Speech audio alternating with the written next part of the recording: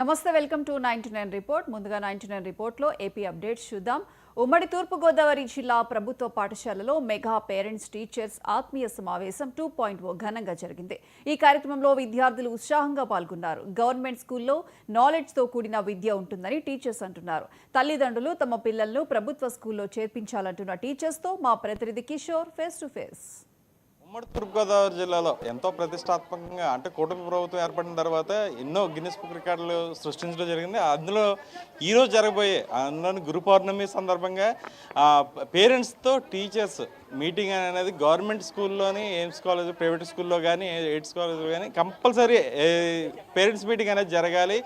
ఇక్కడ ఉన్న గవర్నమెంట్ స్కూల్లో ఉన్నత పాఠశాలకు సంబంధించినటువంటి విషయంలో ఎటువంటి డెవలప్మెంట్ ఉందనే దాని మీద ప్రస్తుతం మనతో పాటు మాట్లాడేందుకు ప్రిన్సిపల్ గారు ఉన్నారు. వారిని అడిగి మరిన్ని విషయాలు తెలుసుకుందాం. సార్ చెప్పండి, ఇప్పుడు కూటమి ప్రభుత్వం ఏర్పడిన తర్వాత ఎన్నో అంటే గవర్నమెంట్స్ మారినప్పటికీ కూడా ప్రభుత్వ పాఠశాలకి విద్యార్థులను తీసుకెళ్లే విషయంలో ప్రభుత్వాలు ఎన్నో చర్యలు తీసుకున్నాయి.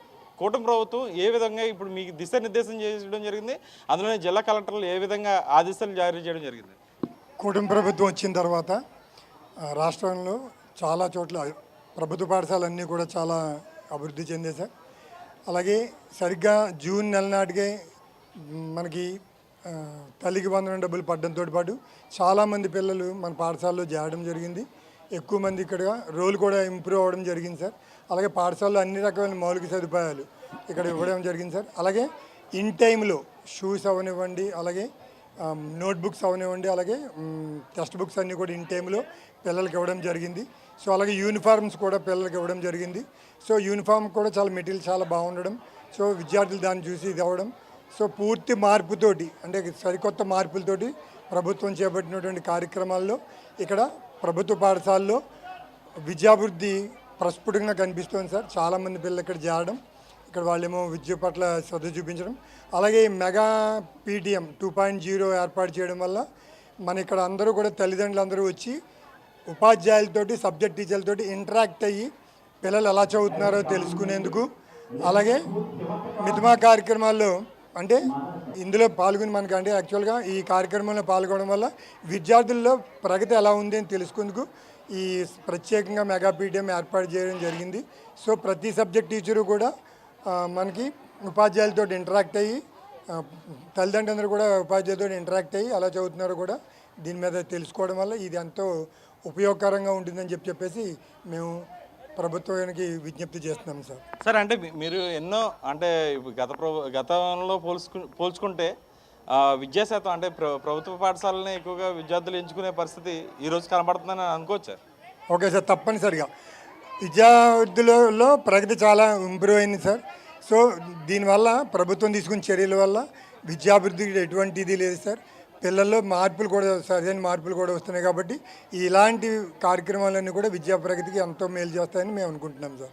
ఇటు ఎన్సీసీ కానీ ఇటు స్పోర్ట్స్కి సంబంధించినటువంటి విషయాల్లో కానీ ప్రైవేట్ స్కూల్స్తో పోలిస్తే గవర్నమెంట్ స్కూల్స్లో ఎక్కువ శాతం అభివృద్ధి చెందుతున్న పరిస్థితి కనబడుతుంది. అలాంటి విషయాల్లో గవర్నమెంట్ స్కూల్స్కి ఎటువంటి ప్రాధాన్యత గవర్నమెంట్ ఇస్తుందని అనుకోవచ్చు? ఓకే సార్, నిజంగా చెప్పాలంటే సార్ ప్రభుత్వ పాఠశాలలో చెప్పాలంటే ఎన్సీసీ ఉంది సార్, అలాగే గేమ్స్ స్పోర్ట్స్ ఇక్కడే ఉన్నాయి సార్. అంటే ఎక్కువ మేర గ్రౌండ్ చూస్తే ప్రభుత్వ పాఠశాలలోనే గ్రౌండ్ ఉన్న పాఠశాలలు ఎక్కువ ఉన్నాయి సార్. ప్రైవేట్ పాఠశాలతో పోస్తే ఎక్కువ గ్రౌండ్ ఎక్కువ ఉంది కాబట్టి ఎన్సీసీ ఎంతో ఉపయోగకరం సార్. ప్రభుత్వం కూడా చాలా ప్రోత్సహిస్తుంది. మనతో పాటు మాట్లాడేందుకు ఉపాధ్యాయులు ఉన్నారు, వారిని అడిగి తెలుసుకుందాం. ఎందుకంటే అత్యంత క్లిష్టమైన పరిస్థితుల్లో కూడా ఎండనగా వాననగా వీళ్ళు చెప్పే పాఠాలే పిల్లలకి గురుబోధాన్స్ అని చెప్పిన అనే పరిస్థితి ఈ ప్రభుత్వం ఏర్పాటు చేయడం జరిగింది. దాని గురించి మరింత సమాచారం ఇవ్వడానికి మనతో పాటు మాట్లాడేందుకున్నారు, వారిని అడిగి తెలుసుకుందాం. మేడం చెప్పండి, వొకేషనల్ విద్య గురించి అంటే ఎలాగ ఉంది? నమస్తే అండి, నా పేరు జ్యోతి అండి. వొకేషనల్ ఎడ్యుకేషన్లో నేను ఇక్కడ ట్రైనర్ కింద చేస్తున్నానండి. వొకేషనల్ ఎడ్యుకేషన్ అనేది గవర్నమెంట్ స్కూల్స్లో పెట్టారండి. ఇది ఎందుకంటే అందరికీ కమ్యూనికేషన్ అందాలని, మెయిన్ పిల్లలు ఇంగ్లీష్లో బాగా మాట్లాడాలని, అంటే గవర్నమెంట్ స్కూల్ పిల్లలు కూడా దేనికి తీసుకోకుండా ఇంగ్లీష్ అది మాట్లాడాలి అని వాళ్ళకంటూ చిన్న చిన్న వయసు నుంచే అన్ని రకాల స్కిల్స్ అనేవి ఆబ్టైన్ చేయాలని వాళ్ళకి ఒకేషనల్ అనేది పెట్టారండి. అందులో భాగంగా మా స్కూల్లో మాకు అగ్రికల్చర్, ఎలక్ట్రానిక్స్ ఉన్నాయండి. నేను అగ్రికల్చర్ చెప్తానండి. అగ్రికల్చర్ గురించి మొత్తం అంతా కూడా పిల్లలకి వ్యవసాయం అంటే ఈ రోజుల్లో పిల్లలకి ఎలా ఉందంటే మనకి ఫుడ్ ఎక్కడి నుంచి వస్తుందా అన్నది తెలియకుండా ఉందండి. అది ఎలాగొస్తుంది, మనకి తిండి అనేది మనం ఎలా తింటున్నాము, దాన్ని మనం ఎలా కష్టపడి తెచ్చుకుంటున్నాము అన్నది అంతా కూడా మనకి 9th క్లాస్ నుంచి చెప్తున్నారండి. అలాగే అవతల వాళ్ళతో ఎలా మాట్లాడాలి, పెద్దవాళ్ళని ఎలా గౌరవించాలి, రేపన్న రోజు వీళ్ళు కార్పొరేట్ సొసైటీలో కానీ లేదా గవర్నమెంట్ ఇన్స్టిట్యూట్స్లో కానీ వెళ్ళినప్పుడు అవతల వాళ్ళతో ఎలా మాట్లాడాలి, మాట్లాడే విధానాన్ని, విధి విధానాలని అన్నీ కూడా ఈ వొకేషనల్ ఎడ్యుకేషన్లో ఇంప్లిమెంట్ చేయడం జరిగిందండి. థ్యాంక్ యూ అండి, థ్యాంక్ యూ. విద్య అనేది భారంగా ఉన్న ప్రైవేట్ స్కూల్స్లో ఎట్టి పరిస్థితుల్లో కూడా ప్రైవేట్ స్కూల్స్ కన్నా ప్రభుత్వ పాఠశాలలో ఎంతో మెరుగైన విద్యను అందిస్తున్నాయని అని చెప్పి తెలియజేయడం జరుగుతుంది. కెమెరామెన్ శ్రీనితో కిషోర్, 99 టీవీ, ఉమ్మడి తూర్పుగోదావరి జిల్లా నుండి.